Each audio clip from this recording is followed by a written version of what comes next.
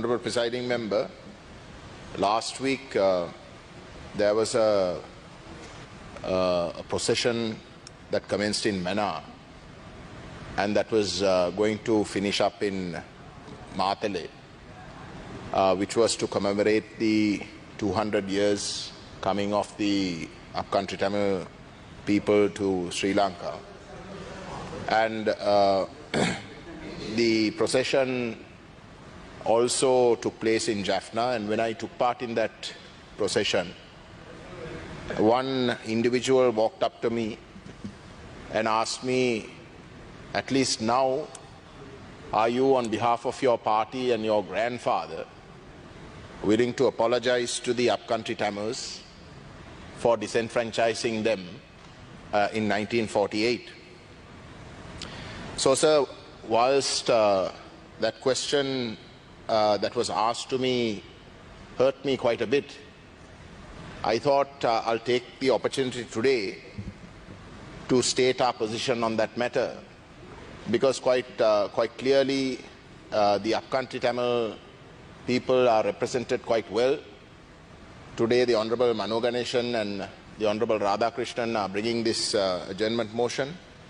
I don't think I need to speak on their behalf. They have their own representatives who are very eloquent in doing that.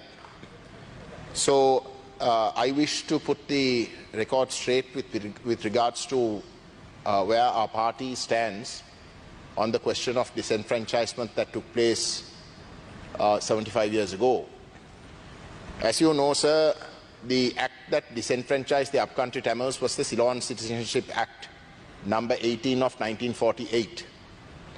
Now, when that act was brought, it disenfranchised the upcountry Tamils because the conditionalities that were introduced into the act in order to claim citizenship or qualify for citizenship meant that one person had to go back 2 generations. And naturally, the upcountry Tamils failed to establish their residences with regards to their grandparents and great-grandparents, and as a result they lost citizenship. That was the practical way in which that citizenship lost. Now, sir, quite categorically we would like to put on record that the Ceylon Citizenship Act number 18 of 1948 was opposed by the Tamil Congress. We were not in government, we were seated in opposition, and we opposed it. At that time the Tamil Congress was united. There was no split within the party. My grandfather, G.G. Ponnambalam, the deputy leader, Mr. S.J.V. Chelvanayagam, and all others opposed that act.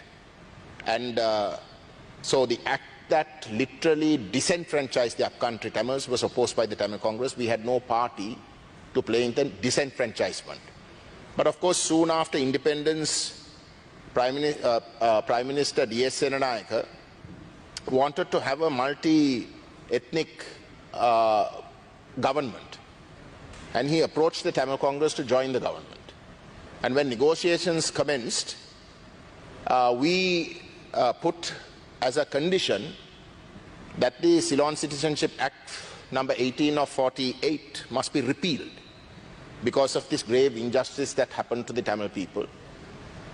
And in the course of those negotiations, Prime Minister Sri Jawaharlal Nehru was also asked to intervene, and negotiations commenced, and eventually Prime Minister D.S. Senanayake agreed that whilst he will not repeal the Ceylon citizenship law, he will bring in a new law, the Indian Pakistani Citizenship Law number 3, Act number 3 of 1949. He said that he will bring, and that law to a great extent reduced the conditionalities. The demand from the Tamil parties, that is not only the Tamil Congress but also the CWC, the late Mr. Thondaman, the upcountry leaders, was that the condition should be made to 5 years residency, because that is the condition that normally any country, any person who goes to another country, if you can show residency for 5 years, then you are entitled to apply for citizenship, and unless you get disqualified by certain other extraneous matters, you ought to get citizenship.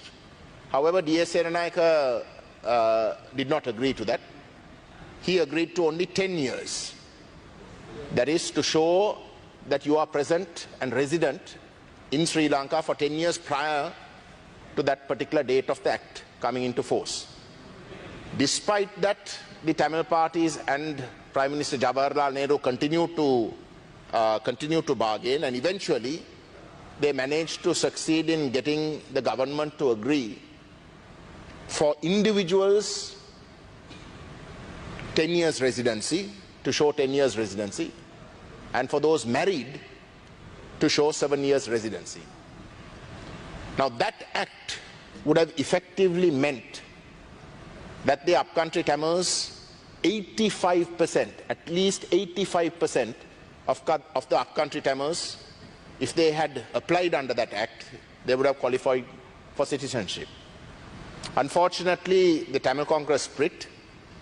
Mr. S.J. Vitalvanagam broke away, and he joined with the CWC at that time.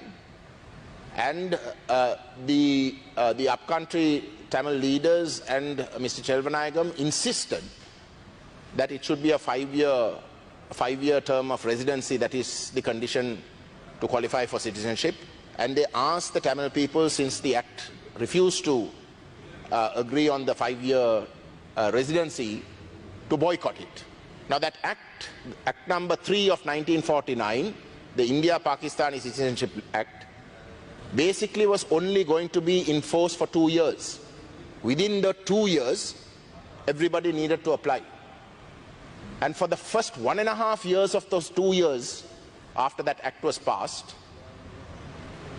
the boycott was on, and in the last 6 months, when everybody realized that D.S. Seranayake was not going to back down, they called off the boycott, and in fact the late Mr. Saumimurthy Tondaman became a citizen formally of this country through the Ceylon citizenship, through the India-Pakistani citizenship law. So the tragedy, Honourable Presiding Member, is that when 85% of the upcountry Tamils who lost their citizenship under the Ceylon citizenship law could have obtained their citizenship under the India-Pakistani citizenship law, because of the boycott, ultimately only about 15% were able to gain citizenship. The remaining 85% were stateless. And it is that 85% that was sought to be dealt with under the Srima Shastri Pact, which effectively meant that half of that 85% who were stateless was repatriated to India. Honourable Member, you have 2 more minutes. Those people who criticized the Tamil Congress supported and voted for the second law, that is Act number 3 of 1949, the India-Pakistani citizenship law, which was brought to bring back citizenship. Right? We did not support the Ceylon citizenship law, which disenfranchised the upcountry Tamils. We opposed that. Now, if the argument, Honourable Presiding Member, is that 85% victory is in fact not a victory unless it is 100%, then I am willing to wholeheartedly apologize to the upcountry Tamils. Unreservedly, I am willing to apologize if 85% victory is in fact not a victory. That it has to be 100% or nothing else. And since the Tamil Congress supported a law that would have given 85% of those disenfranchised citizenship, if that is wrong, I am certainly willing to unreservedly apologize. But the question is, those very same people who accuse us of betraying the upcountry Tamils for supporting the India-Pakistani Act number 3 of 1949 had no qualms in supporting the Srima Shastri Pact, which evicted half the Tamil population, half the upcountry Tamil population from this country. More than half. That evicted them to a country that they know nothing about. They might be Tamils of recent Indian origin. Please but conclude. As far as they were all concerned, Sri Lanka was their home. They were born here. They knew no other place. Time is up. Right? Evicting that, if eviction that can be supported, then they must also apologize, because it's a bigger betrayal. to support the India-Pakistani citizenship law, to support the Srima Shastri Pact, Honorable, than please to have wind up. supported the India-Pakistani citizenship law. So therefore, sir, Honorable, please I wish wind to up. say wholeheartedly that as far as the Tamil National People's Front is concerned, our view is quite categorical.